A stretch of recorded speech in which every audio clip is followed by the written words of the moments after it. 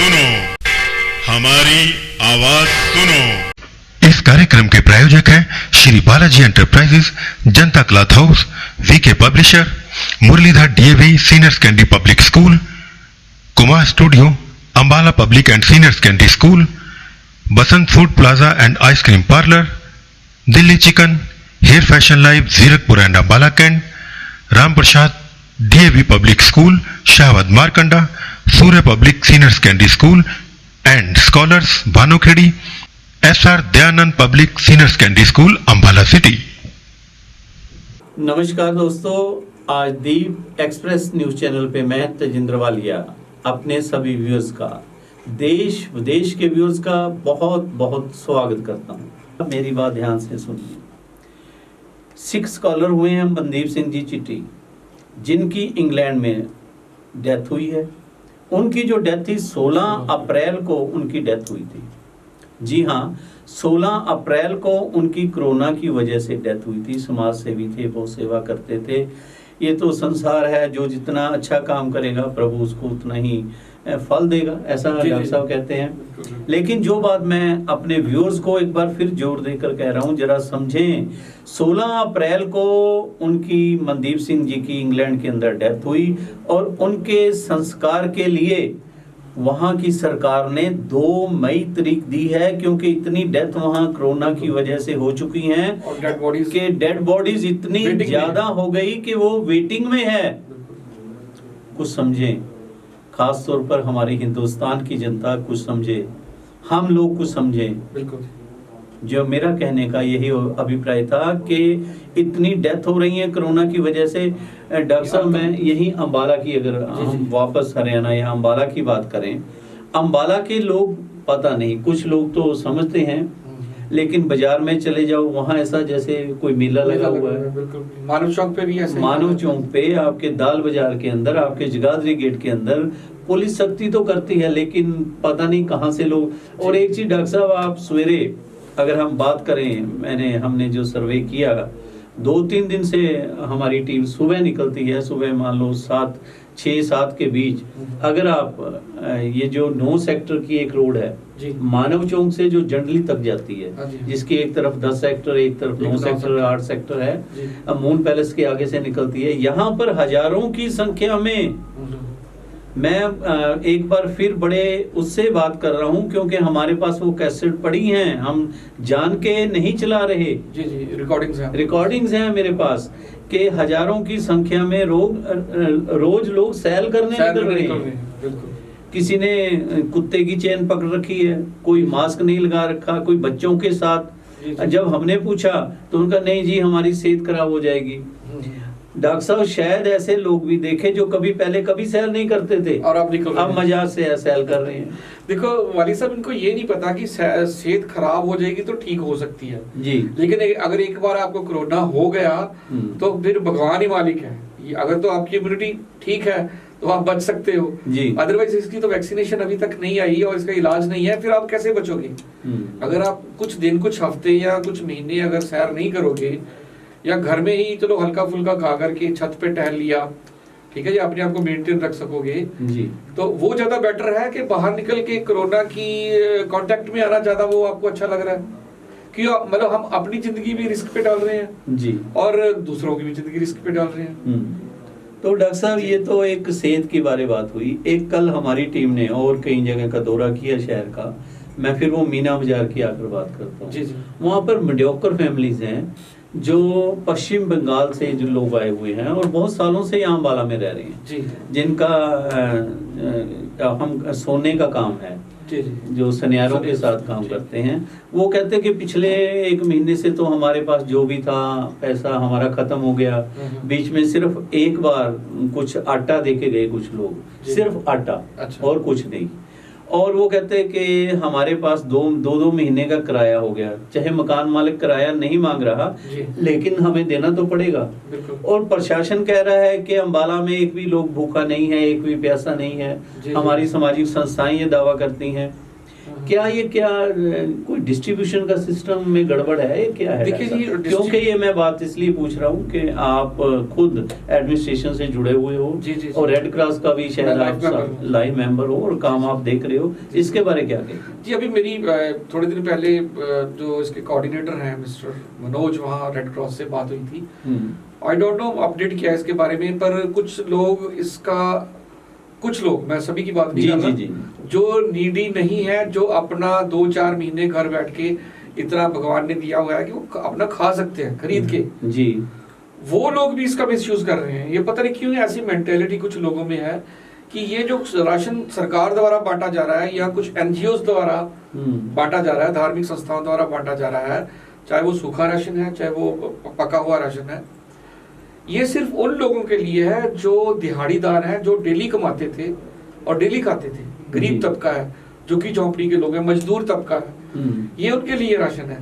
लेकिन यहाँ पर वो लोग भी राशन लेते देखे गए हैं जो घर में, जिनके ऑलरेडी परमात्मा ने दिया हुआ है, वो 4-5-6 महीने बैठ के वो खा सकते हैं।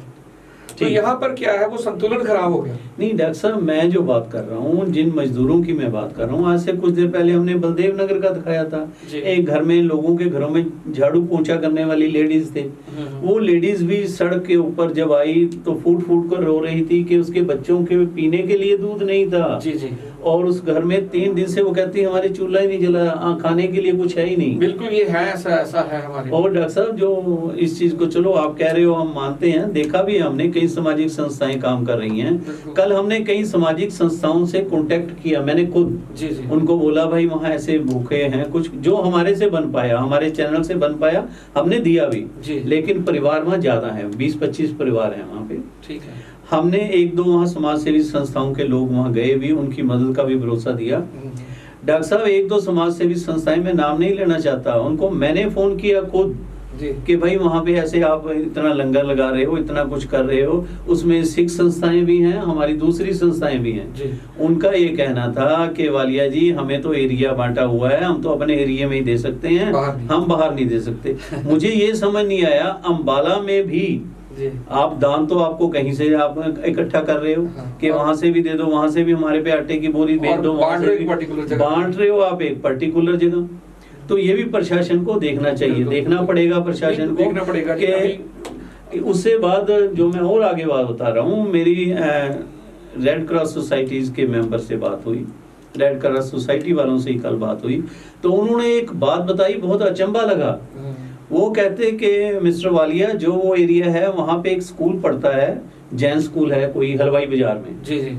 उसकी प्रिंसिपल वहाँ की इंचार्ज हैं और 7 BLO उनके अंडर काम कर रहे हैं, जो सरकारी। अच्छा। और उनके पास कहते 15 दिन हो गए, सामान पहुंचा हुआ है कि उन्होंने वो डिस्ट्रीब्यूट करना है। अच्छा। जब वहाँ अम्बाला इतना क्या, सभी एक दूसरे को जानते हैं। जी। जब उनको पता लगा, मेरे पास भी आए, तो मैंने जो कहना था उनको कहा, लेकिन उन लोगों ने अभी तक, जो BLO हैं या प्रिंसिपल है वहाँ की, उनकी ड्यूटी में नेग्लिजेंसी मैं कहूँगा कि उनके पास सामान सरकार ने भेज दिया, सरकार का या हमारे MLA साहब का, या अगर हम बात करें अम्बाला के डिप्टी कमिश्नर साहब का, इसमें उन्होंने तो सामान भेज दिया ना कि आगे देना तो हमारे वर्करों ने है। बिल्कुल। जो गवर्नमेंट एम्प्लॉइज हैं वहाँ स्टॉक करा रखा हुआ है। ये तो थोड़ी गलत बात है, इसको जरूरतमंद लोगों तक पहुंचाना चाहिए, पहुंच नहीं रहा, पहुंचना चाहिए। बिल्कुल, सरकार को इस ओर भी ध्यान देना। एक और जो पुलिस के एक खास पुलिस के ऑफिसर ने बात की, नाम लेना हर एक जगह ठीक नहीं होता। जी। उनका ये भी कहना है कि अम्बाला में जो शराब है, वो समाज सेवी जो अपने आप को कथित बहुत लोग सेवा कर रहे हैं, इसमें कोई दो राय नहीं। प्रशासन भी जानता है कौन कितनी सेवा कर रहा है, लोग भी देख रहे हैं कि स्कूटर की डिग्गियों में, कारों की डिग्गियों में कोई किसी बहाने जा रहा है, कोई किसी बहाने जा रहा है, शराब निकल रही है। जी। तो इसके बारे में डॉक्टर साहब कुछ कहेंगे आप? अगर सरकार कहती है इसको खोलेंगे तो हम ही कहने लग जाते हैं, सरकार का विरोध करने लग जाते हैं। सिंगा वाला गांव, अम्बाला के साथ सिंगा वाला गांव पड़ता है, वहां की सिंगा वाले गांव के अंदर से कई हमारे पास फोन आए, पुलिस को भी मालूम है, वहां भी एक शख्स शरेआम 5 बजे के बाद लाइनें लगी होती हैं। इसी तरह हम अगर अम्बाला शहर के रेलवे स्टेशन की बात करें, वहाँ पे देसी के पौवे आप खाली सुबह जितने मर्जी गिन लो कितने खाली पौवे पड़े हैं, रोज वहाँ से उठाए जाते हैं, लेकिन उसके बाद वो कहाँ से आ रहे हैं, क्या है ये? देखो, इसको नेग्लिजेंस ऑफ एडमिनिस्ट्रेशन की नेग्लिजेंस ही कहेंगे। तो बेसिकली इसमें रोल तो देखो पुलिस का रहता है या एक्साइज डिपार्टमेंट का रहता है कि ऐसे लोगों को धरपकड़ करें या छापेमारी करें, कहाँ ऐसा हो रहा है तो इसको रोका जाए। जो इलीगल तौर पर जो शराब की बिक्री हो रही है इसको तुरंत प्रभाव से रोकना चाहिए। कि पुलिस तो लगी हुई है कोरोना के उसमें हाँ, पुलिस की बहुत ज्यादा रिस्पॉन्सिबिलिटी है। डॉक्टर साहब एक चीज और मैं अपने व्यूअर्स से बताना चाहूंगा, हमारे राजेश चोपड़ा जी आज सारा कवर भी करके आए हैं। हमारे 3 टीमें लगी हुई हैं पूरे अम्बाला में, ये अलग अलग। जी जी। एक चीज और, एक पुलिस ऑफिसर का ये भी कहना था कि उन्होंने किसी शराब के जो शराब का धंधा करते हैं या सट्टाई का पर्ची लगाते हैं उनको पकड़ा था 4-5 दिन हफ्ता पहले, उनकी जमानत हो गई। वो कहते हमारे पास फोन आया कि कोई समाज सेवी संस्थाएं आपको सम्मानित करेंगी। कहते वो वहां गए, देखकर हैरान हो गए, जिनको 4 दिन पहले वो हथकड़ी लगा के जब पकड़ के ले जा रहे थे वही समाज सेवी उन्हीं पुलिस वालों के गले में हाथ डाल रहे। कहते ना हम वहां से पीछे जाने जोगे ना आगे होने देंगे। तो ये क्या किस तरह की, देखो दोहरा चेहरा हम फिर कह रहे हैं कि 5 उंगलियां बराबर नहीं होती, कई संस्थाएं बहुत बढ़िया कार्य कर रही हैं। बिल्कुल। तो देखो ये दोहरा मापदंड या दोहरा चेहरा, दोहरा चरित्र बोलेंगे इसको कि एक इंसान ये गलत काम भी कर रहा है, दूसरी तरफ एक एनजीओ के साथ मिलके या खुद एनजीओ क्रिएट करके अपने आप को अच्छा बनाने की भी, अच्छा साबित करने की कोशिश कर रहा है। तो ये नहीं चलता, ठीक है ना, क्योंकि जो भगवान है, जो ईश्वर है, गॉड है, अल्लाह, वो देख रहा है। उससे नहीं आप बच सकते। आप इंसान से बच सकते हो बट उससे नहीं। आपने डॉक्टर साहब ठीक कहा। और डॉक्टर साहब पीछे आपसे बात हुई थी, अब हम एक और मैं अपने व्यूअर्स की बात करूं, उनका ये कहना था कि डॉक्टर साहब जब भी आए कि बच्चे घर में जैसे बाहर खेलना कूदना, स्कूल जाना, स्कूल से आना, तो अब बच्चे घर में घुटन सी महसूस कर रहे हैं, उनके लिए आप क्या कहेंगे कि चिड़चिड़े हो गए? देखिए बच्चों का स्वभाव होता है, कहते हैं बच्चे और बंदर एक जैसे होते हैं, शरारती होते हैं। बच्चों को एक जगह टिक के बिठाया नहीं जा सकता जी, ठीक है जी। बच्चों को स्पेस चाहिए, बच्चों को चेंज चाहिए, ठीक है। स्कूलों में भी हर पीरियड के बाद या बीच में रिसेस होती है या गेम पीरियड होता है, फिर कुछ घंटों बाद उनकी छुट्टी हो जाती है, तो घरों में आकर भी ट्यूशन वर्क है या बच्चे खेलते हैं। अब उन चीजों से बच्चे एकदम उनको अलग कर दिया गया। अब घरों में एक तरह से कैद हो गए बच्चे। ये स्वाभाविक है, उनका स्वभाव है। अब बड़े उनको तो आप समझा बुझा के बिठा सकते हो, बुजुर्ग हैं या नौजवान हैं, ठीक है जी, हमें लॉकडाउन का पालन करना है। लेकिन अब बच्चे हैं, बच्चों को चेंज चाहिए, बच्चों को खेलना है, हम रोक नहीं सकते। अब इस दौरान हम क्या कर सकते हैं कि बच्चों को के मूड को चेंज करने के लिए हम डिफरेंट इंडोर गेम्स हैं जी, ठीक है, या एंटरटेनमेंट के साधन हैं डिफरेंट, उनके साथ उनको जो उनकी जो बोरियत है, जो उसका स्ट्रेस है, वो हम दूर कर सकते हैं। फॉर एग्जांपल पढ़ाई जरूरी है, आजकल ऑनलाइन पढ़ाई शुरू हो चुकी है बच्चों की जी, जैसे हमने पीछे में डिस्कस किया था। तो वो बच्चों के लिए जरूरी करना है, वो माँ बाप करवा भी रहे हैं, बच्चों का भी करना जरूरी है। उसके अलावा हमारा ये बीइंग ए साइकोलॉजिस्ट मेरी सजेशन है कि हर 1 घंटे के बाद एक गैप दिया जाए बच्चों को। 1 घंटा बच्चा पढ़े लगातार, उसके बाद 10-15 मिनट का गैप दिया जाए। उसे बच्चे को कुछ खिला पिला दो, कुछ बच्चा घूम ले इधर उधर, कोई टीवी देख ले थोड़ी सी, ठीक है जी। तो डॉक्टर साहब एक चीज और मैं रोक रहा हूँ बीच में कि फोन पे अभी बताया गया, हम बच्चों की बात कर रहे हैं, वो कह रहे हैं कि आजकल अम्बाला में हमारे बच्चे कभी नहीं कहते पिछले 5 सालों से कभी पतंग नहीं उड़ाई, अब वो सभी पतंगों के पीछे पड़े। उसका कारण ये है ना जी, अब वो घर से गेट से बाहर तो जा नहीं सकते, लॉकडाउन का उल्लंघन है और रिस्क भी है लाइफ का। अब छत के ऊपर आई डोंट थिंक कि इट इज कोई डेंजरस नहीं है। आप अपनी छत के ऊपर जा करके पेरेंट्स की निगरानी में, पेरेंट्स को निगरानी जरूरी है, तो उड़ा सकते हैं। तो पेरेंट्स भी साथ पतंग उड़ाएं। हाँ जी, मैं भी उड़ाता हूँ जी मेरे बेटे के साथ। बहुत बढ़िया। तो एंटरटेनमेंट का अच्छा साधन है, 1-2 घंटा बच्चे पतंग उड़ाई। बीच में एक फोन आ रहा है, जरा मैं अपने व्यूज की जानकारी के लिए ये बता दूं, ये हमारे कोई नदी मोहल्ला अम्बाला से फोन कर रहे हैं, और दूसरा उसके साथ मिलता जुलता ये फोन है मानव चौक के पास से सुरेंद्र जी। वो बात कर रहे हैं कि भाई अभी कुछ देर पहले आपके कहते हैं आपके नाक के नीचे, जो मुझे बोल रहे हैं कि आपकी नाक का नीचे ये अग्रसेन चौक के पास शराब के ठेकों में से शराब निकाली जा रही है। अच्छा जी। तो मैं भेजे हैं वहाँ पे अपने टीम भेजी है, देखते हैं क्या होता है। 2 मिनट हम बात करते हैं। अच्छा। टीम मेरी वहाँ गई हुई है। अच्छा। तो डॉक्टर साहब हम बात कर रहे थे तो बच्चों की। जी। तो उसमें मतलब अगर बच्चे पतंग उड़ा रहे हैं तो एंटरटेनमेंट का अच्छा साधन है कि कुछ खुली हवा में बच्चे खेल लेते हैं, 1 घंटा 2 घंटा अगर पतंग उठाई तो इट्स ए गुड एंटरटेनमेंट। बच्चों का भी साथ में पेरेंट्स हैं या भाई बहन हैं तो मिलजुल के शाम को अगर उड़ाते हैं तो इट्स नॉट बैड, बल्कि अच्छा है, उनकी एंटरटेनमेंट हो जाता है। लेकिन ये जो डोर है इसके दिक्कतें नहीं बता रहे, चाइना की डोर है ये। देखो जी, ये डोर ये कोरोना होने के बाद तो आई नहीं है, तब तक तो बात नहीं, तो पहले कहीं आ चुकी हैं, कई इंडियन मेड हैं, कई चाइनीज मेड हैं। डॉक्टर साहब एक चीज इसमें और, कितने हमारे पास कोई शराब की रिपोर्ट आए, अभी फोन पे मैंने हमारे कर रहे हैं बातचीत। डॉक्टर साहब एक चीज जो मैसेज आ रहे हैं लोगों के, अमूमन व्हाट्सएप पे हर एक तरह के मैसेज तरह तरह के लोग डाल रहे हैं, उस पे एक चीज है कि चाइना का सामान का बाइकआउट कर दो, ये कर दो, वो कर दो। लेकिन जो अब किट्स मंगाई हैं, जो कोरोना के विरुद्ध लड़ने के लिए किटें आ रही हैं, जो मास्क आ रहे हैं, ये सारे चाइना से आ रहे हैं। ये क्या हो क्या रहा है? देखो जी, मेरे ओपिनियन में तो ऐसा कोई बाइकआउट, अगर कोई अच्छी चीज या फॉर द टाइम भी हमें जरूरत है जिस चीज की, तो वो यूज करने में नहीं, अगर आपको जरूरत है तो वो ठीक है, अगर जरूरत नहीं है तो उसका बाइकआउट नहीं। तो फिर उसका क्या करोगे? उसका अल्टरनेट क्या है? या तो क्या हल क्या है इसका? अल्टरनेट तो ये हल तो ये है ना, या तो आप इंडिया में बनाइए, अपनी होम मेड चीजें हैं, इंडियन मेड चीजें हैं, उनको बना करके आप उसकी पूर्ति करिए। लेकिन अगर आपके पास नहीं है तो आपके पास क्या रास्ता है? आफ्टर ऑल हमने अपने डॉक्टर्स को, हेल्थ वर्कर्स को, पुलिस वालों को उससे बचाना है, कोरोना संक्रमित होने से बचाना है। चाइना की किटें लेकर कोई वो नहीं है, तो मतलब यूज करने में अगर आपके पास है, अवेलेबल है और वो ठीक है, क्वालिटी वाइज वो ठीक है, तो यूज कर लीजिए उनका। शुक्रिया डॉक्टर साहब। अभी बीच में वो जो हम शराब की बात कर रहे थे, जी। मेरे पास मैसेज आ गया है हमारे चीफ कैमरामैन राजेश बिल्ला जी का और उनके साथियों का। उन्होंने कहा कि उन्होंने पुलिस से पूछा कि ठेकों से शराब क्यों उठाई जा रही है। वैसे तो ये अभी 5-10 मिनट में मैं पूरी रिपोर्ट ही चलाएंगे हम अपने। उन्होंने बताया कि पुलिस का ये कहना है कि ठेकों से शराब चोरी होने शुरू हो गई थी। जो शराब के ठेके हैं वहां से लोगों ने शराब चोरी, एक किस्म की सेंध मार शुरू कर दी।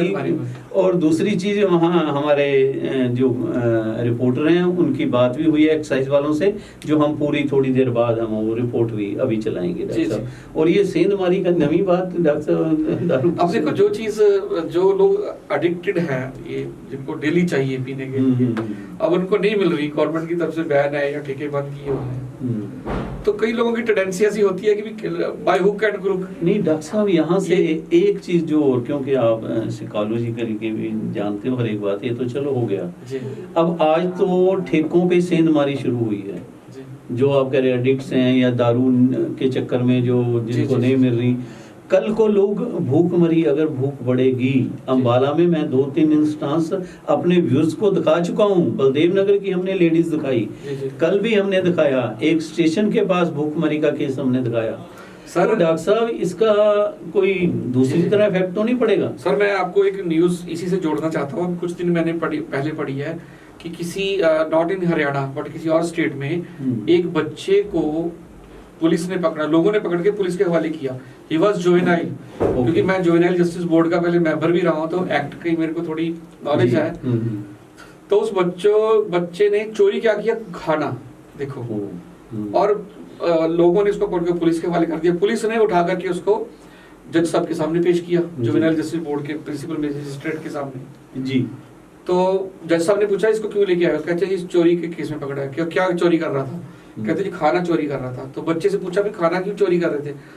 उसने कहा कि मैं और मेरी माँ है घर में, मेरी माँ बीमार है, बाहर नहीं जा सकती, और वो भी भूखी है, मैं भी भूखा हूँ। तो मैं, ये मतलब खबर छपी है, ऑथेंटिक है, ये कोई कहानी नहीं है। पहले फिल्मों में जी देखा करते। और जज साहब का देखिए उनकी मेहरबानी, मतलब जज साहब ने तो क्या किया, जज साहब ने इमीडिएट उसको बोला इसको घर छोड़ के आओ, और उसको विद खाना, उसके राशन उसको दिया। उल्टा मतलब सजा देने के, मतलब कहा तो सजा बनती थी, लेकिन उसकी कंडीशन को देखते हुए जज साहब ने ये निर्णय लिया कि इसको इमीडिएटली पूरा राशन दिया जाए, आटा, दाल, चावल, घी सब कुछ, और इसको बॉय जिसके घर अपनी माँ के पास छोड़ के आ जाए और पूछा जाए कि और कोई दिक्कत तो नहीं है। तो ये सिचुएशन भी अक्सर पैदा हो रही है, ऐसी हालात में। डॉक्टर साहब, ये सिचुएशन जो हुई, हमारे हिंदुस्तान के प्रधानमंत्री नरेंद्र मोदी जी पूरे जोर शोर से, उनकी पूरी टीम लगी हुई है कि राशन गरीबों तक पहुंचे, लेकिन जो बीच की कड़ियां हैं वो कड़ियां कहीं ना कहीं कमजोर है। बिल्कुल, ये तो आपको जो लग रहा है सही ढंग से जो है जो काम नहीं हो रहा। देखो कहीं ना कहीं रिस्पॉन्सिबिलिटी गवर्नमेंट की, एडमिनिस्ट्रेशन की भी है जी, और कहीं ना कहीं हमारे लोगों की भी है। देखिए मुझे भी, हमारी भी तो रिस्पॉन्सिबिलिटी बनती है ना, अगर हमने कि कहीं ना कहीं हमारा कोई पड़ोसी है, वो मजदूर है या को डेली अर्नर है, वो भूखा है, तो उसको करना। एक और चीज जो अभी मैसेज आ रहा है, बहुत थैंक्स कर रहे हैं हमारा चैनल का। कुछ दिन पहले हमने अपने व्यूअर्स की एक, मेरे पास एप्लीकेशन कुछ लोगों की आई थी कि डीसी साहब ने कोई कमेटी बनाई हुई है जो देखती है कि दुकानों पे जो सामान, करियाने का सामान बिक रहा है, उनको कोई चेक वगैरह बाद में उनसे सामान लेकर देते हैं। कोई उनकी दिक्कत थी, मैंने वो मुद्दा हमने यहाँ उठाया था कि कोई मेंबर उनको जैसे भी चेक अब मिलेगा, कल मिलेगा, समझते हो अब हिंदुस्तान है, तो उनको हमने सिर्फ इतना अपने चैनल पे कहा था कि वो शख्स अपने आप को, कई बार गलती हो जाती है या अनजाने में जो उनके चेक बनवाने हैं फटाफट पहुंचाएं। तो सभी का ये मैसेज आया है कि वालिया जी आपका बहुत बहुत थैंक्स, आपकी रिपोर्ट दिखाते ही आधे घंटे बाद हमारे पास चेक पहुंच गए। तो ये तो बड़ा अच्छा पॉजिटिव काम हो गया। तो इस तरह की चल रहा है। और डॉक्टर साहब, एक और हमारे पास जो मैसेज आ रहा है वो है डिपुओं का, कि जो राशन के डिपो हैं इन पे नजर बनाई जाए। ये नजर सरकार ने बनानी है? देखो हमारा काम तो नहीं है, ना ही हम इसमें एक्सपर्ट है, ना ही हमें ज्यादा कोई नॉलेज है। क्या किया जा सकता है इस पे? देखो डिपो में तो जो कंसर्न डिपार्टमेंट है, फूड एंड सप्लाई का, जो जिनके अंडर वो काम करते हैं, ये तो उनके ऑफिसर्स को या सीनियर्स को देखना है कि वो सही ढंग में अपना काम कर रहे हैं कि नहीं कर रहे हैं। एडमिनिस्ट्रेशन का ये उनका दायरा है।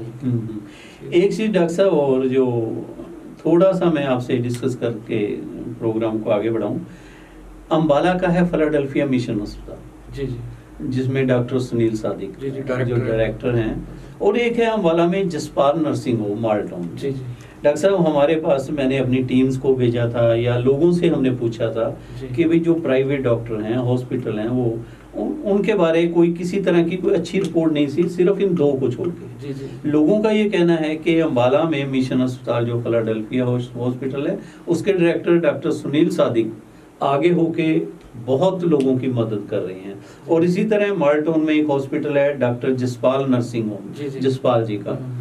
डॉक्टर जसपाल कहते हैं उनकी मिसेज, उनका बेटा और वो खुद पूरा परिवार ही इस दुख की घड़ी में या एक कोरोना वायरस के अगेंस्ट पूरे लोगों का वो कर रही हैं चेकअप। इसके बारे में आप कुछ दूसरे डॉक्टरों को कुछ कहेंगे? जी, मैंने अभी एक इंटरव्यू में डॉक्टर सुनील सादिक जी को, आप भी मेरे ख्याल का आपका चैनल के माध्यम से उन्होंने किया था, तो मैं बड़ा खुश हुआ, मेरे को बड़ा अच्छा लगा। डॉक्टर सुनील सादिक ने ये बताया कि उनका हॉस्पिटल के अंदर उन्होंने 15 बेड स्पेशल कोरोना पेशेंट के लिए रिजर्व करके रखे हैं कि अगर कहीं एडमिनिस्ट्रेशन को जरूरत पड़ती है, हेल्थ डिपार्टमेंट को, तो हम तैयार हैं, हम उसको देने के लिए उनकी सेवा में।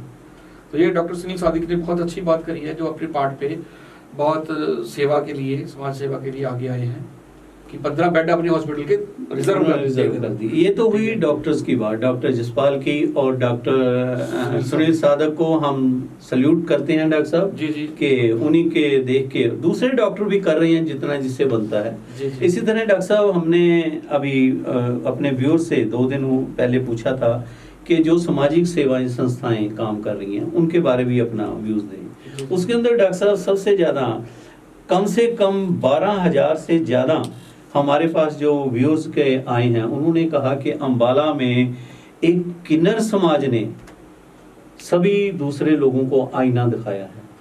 किन्नर समाज के इतनी मदद कर रहा है, मैडम शबनम और मैडम पूनम जो उनके हैं, उन्होंने फ्री में पहले लंगर चलाया, कहते हैं वो सूखा राशन भी बांट रहे हैं, इवन के कई लोगों को वो कैश नगद भी पैसे दे रहे हैं कि सामान खरीद लो। और इसके साथ साथ डॉक्टर साहब, उनके पास जो हमारी बात हुई मैडम पूनम से, उन्होंने बताया लगभग 3 लाख महीना उनको किराया आता था अलग अलग सोर्सेज से, तो वो कहते हैं हमने वो पूरा माफ कर दिया।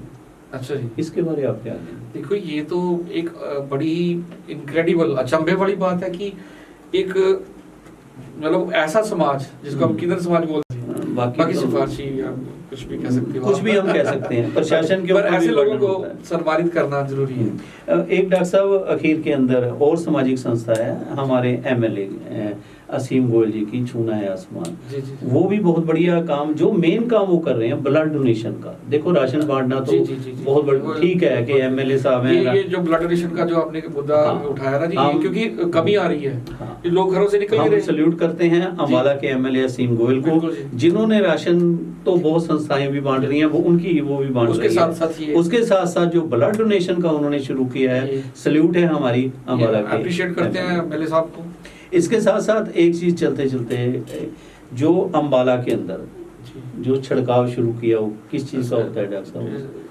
सैनिटाइज जो कर रहे हैं, सैनिटाइज अम्बाला में सब अब तो बहुत लोग कर रहे हैं, लेकिन सबसे पहले विनोद शर्मा जो अम्बाला के यहाँ पे पूर्व विधायक रहे, उनकी टीम निकली, मिस्टर सैगल हैं उनके, नरेश सैगल, उनके साथ हम विनोद शर्मा को भी सल्यूट करेंगे कि एक सबसे पहले शुरू तो हुआ, लेकिन सबसे पहले उन्होंने शुरू किया।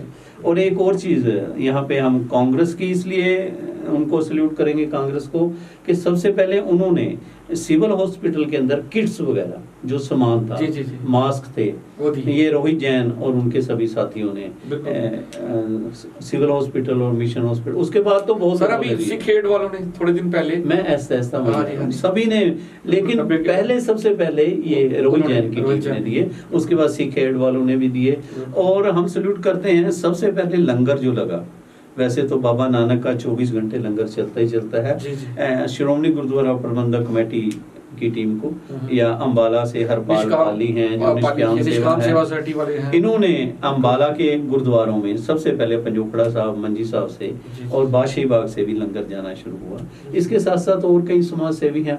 हाँ, एक जो और डॉक्टर साहब बड़े लोग तो लगा ही रहे हैं लंगर, और वो एक हमारी ऑटो रिक्शा यूनियन है अम्बाला की, जिसमें रिक्शा वाले, ऑटो रिक्शा, ये सारे हजारों की तरह, इसमें इनके अशोक बूंदी जी प्रधान है जो प्रधान है, उन्होंने भी बहुत पहले ये लंगर का, ये डेली अर्नर वाले हैं, जबकि ये रोज खाना रोज कमाना, इनको भी हम सल्यूट करते हैं।